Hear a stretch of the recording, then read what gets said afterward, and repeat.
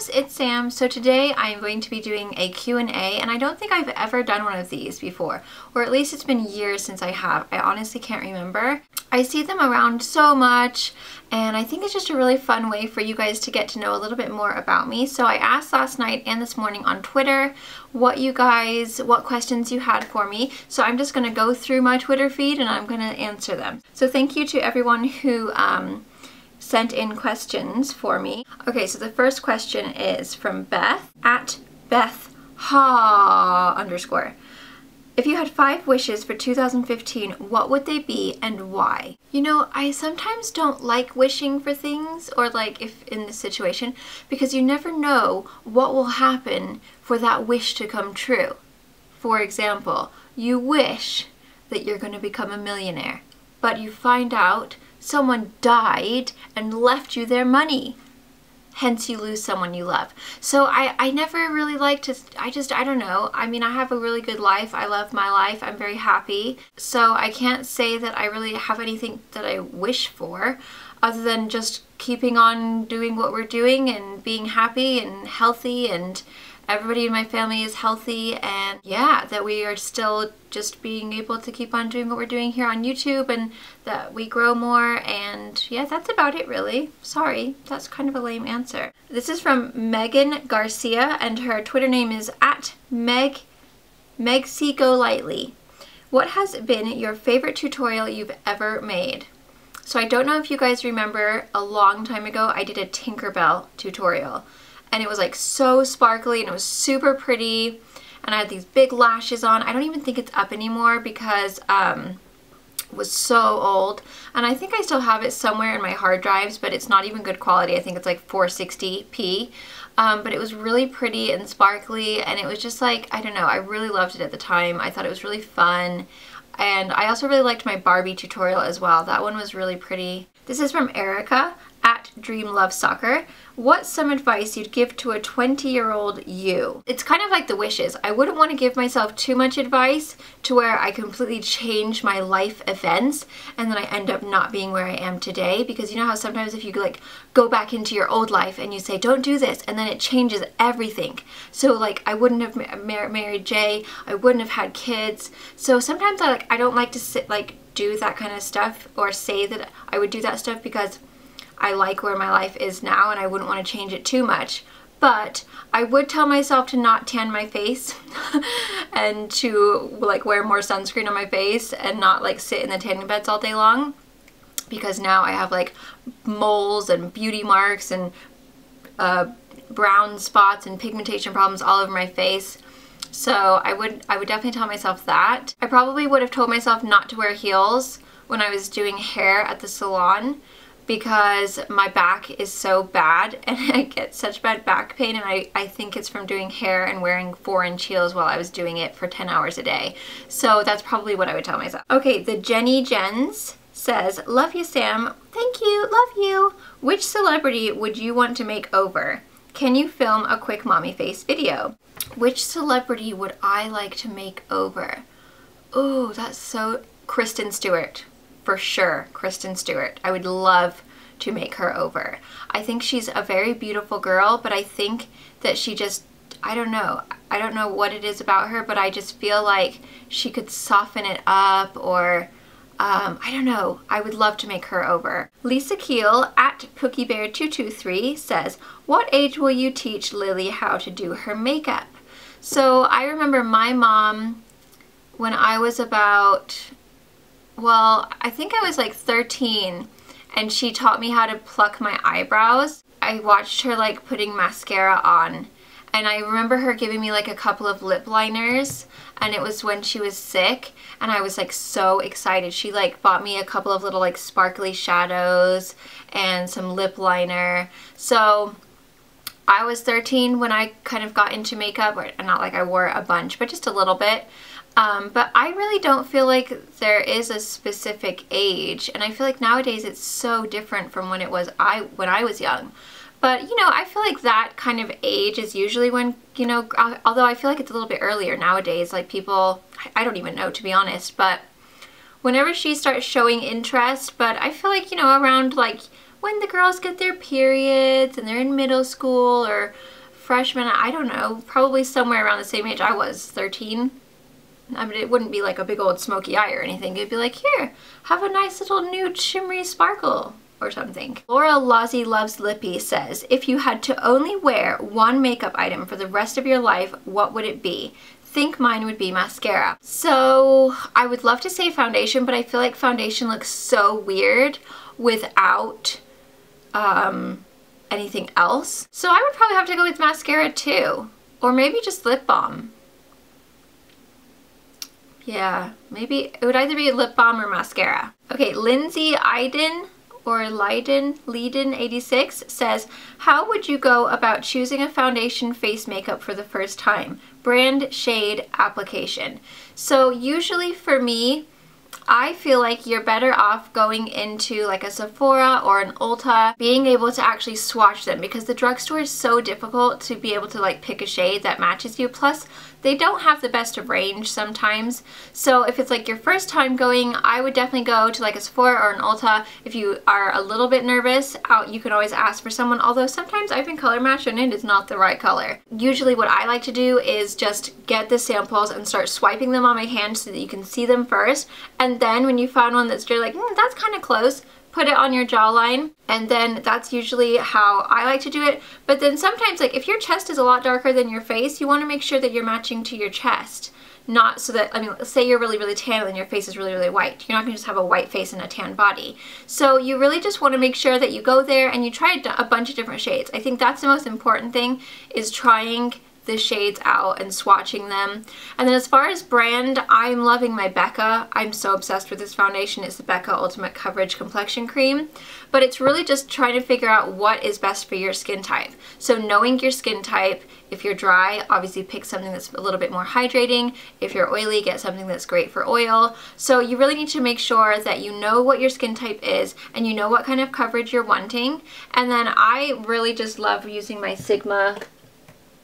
This is my favorite brush right now, is the 3D HD Kabuki. I've been using it ever since I got it and I really love it. So, but the Beauty Blender is awesome too, but I gotta say I really prefer this over the Beauty Blender for applying my foundation, especially with that one specifically. Nicola, Miss Nick Ogston, says, if you could do anyone's makeup, who would it be? Oh, and why that person? Oh, this is so difficult. You know, I remember back when I used to do like hair and makeup professionally, I used to dream about doing people's makeup and think, oh, I'd love to do that person's, or I'd love to do that person, or you would just like see someone walking down the street and you'd be like, oh, I'd love to give her a makeover. But I really don't think about it anymore. So I don't know who I would want to do her makeup. I changed my mind on the whole Kristen Stewart thing. Britney Spears. That would be my celebrity makeover, and that would be the person who I'd want to do her makeup. Not only because I would love to just sit down with her and talk with her and like, I don't know. I've heard so many different things about Britney Spears that I would just love to see like for myself. But I would really love to give her I would love to just like do her makeup, because when she has it done like awesomely, she looks amazing. But I feel like when she does it herself, sometimes it's a little bit eyeliner-ish, you know? So yeah, I would really love to do Britney Spears makeup for sure. Okay, Lauren Michael CLX Ferd says, who would be your dream YouTuber to collab with? Love you. Love you. I'm gonna have to say Candy. I've never done a collaboration with her, and I think she's so funny and she's so sweet. I'm talking about Candy Johnson if you guys don't know already. So yeah, I would really love to do like a funny challenge with her or something like that. Okay, Charity at Chaz1281 says, what would be your dream job? I've got to be completely honest, I'm kind of doing it already. This is this is the best job that I've ever had. It allows me to stay home with my children, which has always been my dream job, I suppose. Like when Jay and I decided we were going to have kids, I wanted to be a stay-at-home mom. That's what I wanted to be. And so I'm able to stay home and to do what I love and share my thoughts on everything from, you know, beauty to home to whatever. So this is pretty darn close to my dream job. If I had to have like another like dream job and it wasn't a stay-at-home mom, because that's my biggest thing for me. I love being a stay-at-home mom. I love being around my kids. But if I had to choose like another job where I like had to leave my house and go to work, I would love to be a talk show host like Ellen DeGeneres. or Tyra Banks or Oprah. I have always wanted to do that. I think ever since I was like 13, I used to watch English talk show hosts for like just like teeny shows, like teeny bopper shows, and I was like, I'm gonna be one of those. I'm gonna be a TV personality. I don't know why, I just really wanted to do it. I thought it would be really fun, and I still think it would be really fun to be able to like interview celebrities and just like sit down and chat, and I'm really nosy and I love asking people questions. Yeah, I think it would be really, really fun. I think it would be a super fun job, and I think you'd like meet so many fun people, and you'd have like, you'd be able to do fun stuff like Ellen and Oprah, like give their people that are in the studio prizes, and I don't know, I think it'd be really fun. Julchen at Emma Moana says, what was the best day memory in your life so far, other than marrying Jay and the birth of your beautiful angels? Love you, Sam. Love you too. That's a really hard question actually, because I would always say the best day was when I married Jay, and of course when I had my babies. I've got to say, like, my best day of my whole entire life most likely was the day I met Jay, just because it was such a fun day.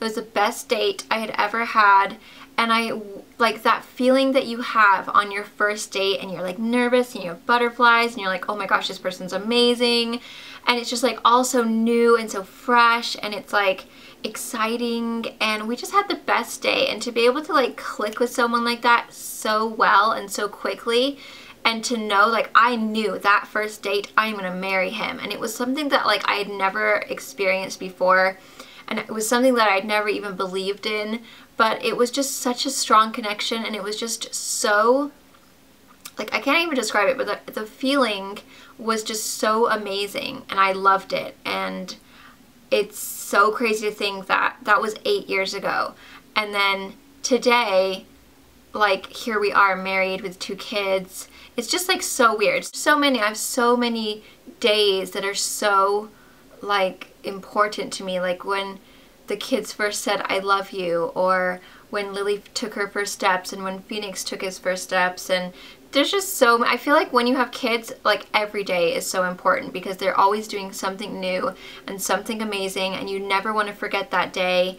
And it's just like you're always creating new, like, most favorite days. So it's a really difficult question, but if I had never met Jay that day, my whole life would not be what it is today. So that's probably the most important, like, life-changing day. Okay, Holly Cribben at Butterfly Baby 4 says, how did you and Jay meet, and how do you keep the flame alive? So I think we've talked about this before, but my MySpace is where Jay and I met, and it was a long time ago, and he had like messaged me on MySpace, and he wrote this like super sweet little message. He didn't even have a picture, and I had no clue what he looked like, and he was just like, he was asking me if he was looking for someone with substance that he could talk to, that he could have a conversation with, that he could like start a, you know, like he wanted like something real. And I just thought it was so nice, because at the time MySpace was one of those things where it was like, hey girl, I like your cleavage. It was like really creepy. It wasn't a dating site, it was like Facebook, but it was like, I don't know, different than Facebook. So it wasn't on there to like find anybody, it just so happened that I did.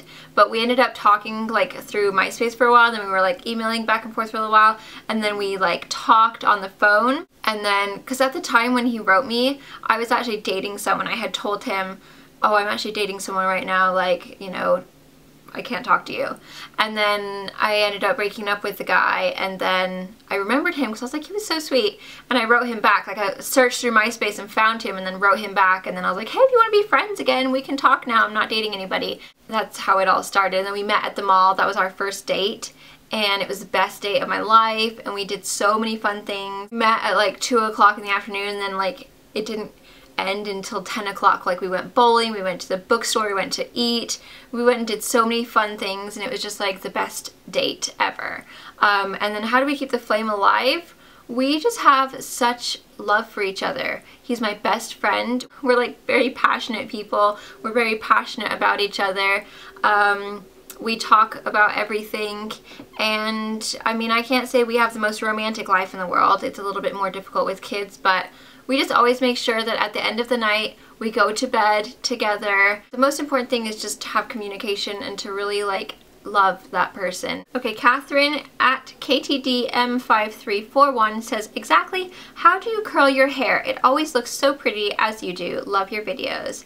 Thank you so much. These are my two favorite curlers. This one is by Infinity, and it is the Conair Infinity Curling Iron, and I just grab like big sections and just curl this one like in and that one out.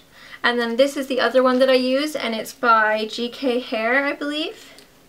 I think it's GK Hair. And it's just one of these like clipless ones, and I just grab pieces and I just wrap them around this way.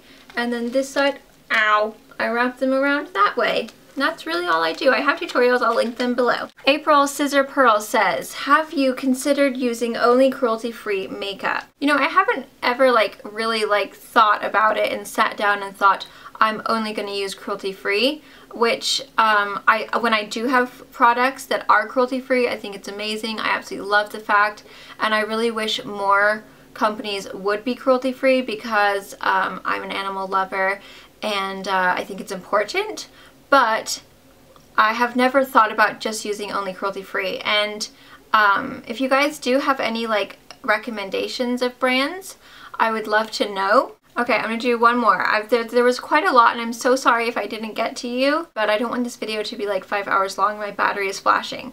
Amanda Crisp says, if you had to pick a song to be your theme song in life, what would it be? Like background music all the time.